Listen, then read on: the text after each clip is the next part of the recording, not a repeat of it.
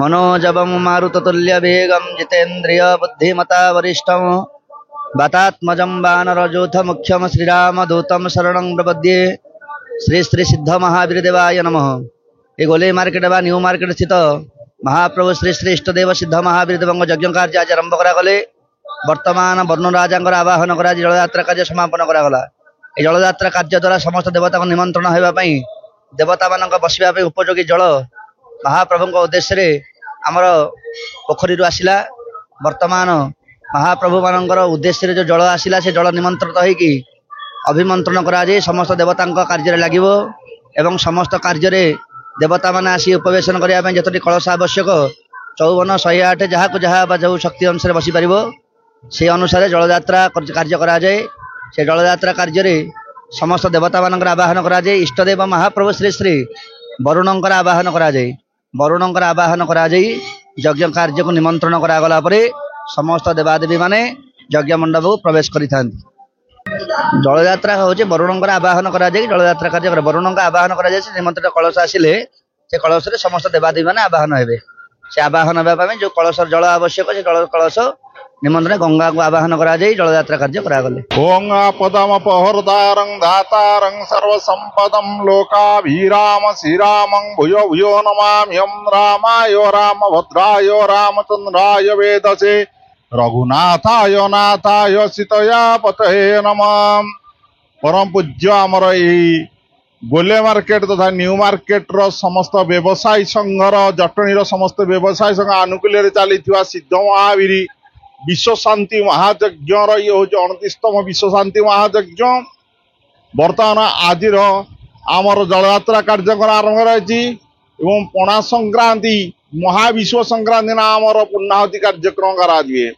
एठार विशेष होची जे महाप्रभुंकर इच्छा शक्ति रे जहा किछि हुए एवं प्रभु भगवान आनुकूल्य पादर्शरे जे पदार्पण करती भगवान तो अशेष करुणा लाभ करती।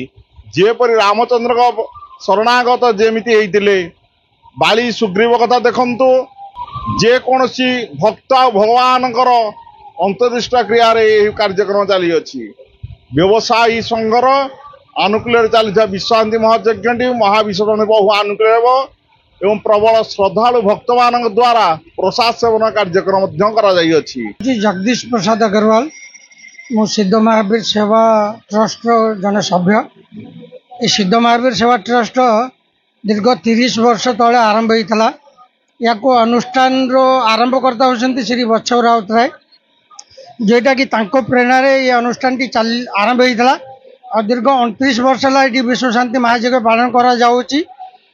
ये जटणी आखपाख गाँ ठू नहीं कि सहर पर्यंत समस्त सहयोग रही अनुष्ठान प्रति।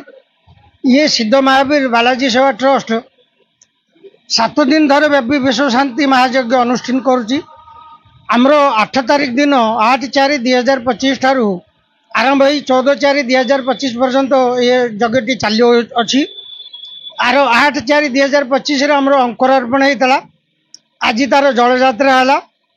आसंता काली 10/4/2025 नगर भ्रमण रही बहुत गुड़ाए आयोजन करा जाई अछि।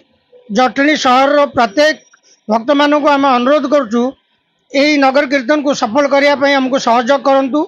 आसंता 14/4/2025 आमर पूर्णाहुति अच्छी। ए पूर्णाहुति आम मानू सहयोग करी ये पर्व को टी आम केमती सरस सुंदर करिपरिबा समस्त सहयोग कामना करुच्ची।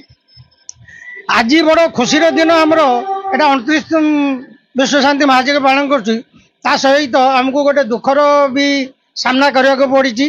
कारण आम अनुष्ठान मुरबी जड़े सनातन नायक दीर्घ 5 मास पूर्व आमको छाड़ी चली जाती कमी आमको बहुत माने मन पड़ुची। तथापि भी से ऊपर थाई कि आमको संपूर्ण सहयोग कर मोर आशा और विश्वास रही। मु सिद्ध महावीर पाखे यह कामना कर आत्मा को सदगति करी चरण रे शरण दियंतु। जय श्री राम जय सिद्ध महावीर। एटी सकाळ आमर गौ पूजा सूर्य पूजा इत्यादि करा जाउची। जो भक्त आसीबे एटी जो भक्त जो रूप रे आसीबे से भलिया भक्ति आसिले से सेमती आशीर्वाद प्राप्त करि परिबे। कारण ये ठाकुर किछि खोजुनी। ए ठाकुर कहूची भक्ति भाव रे आसो और सब किछि नै कि जाओ।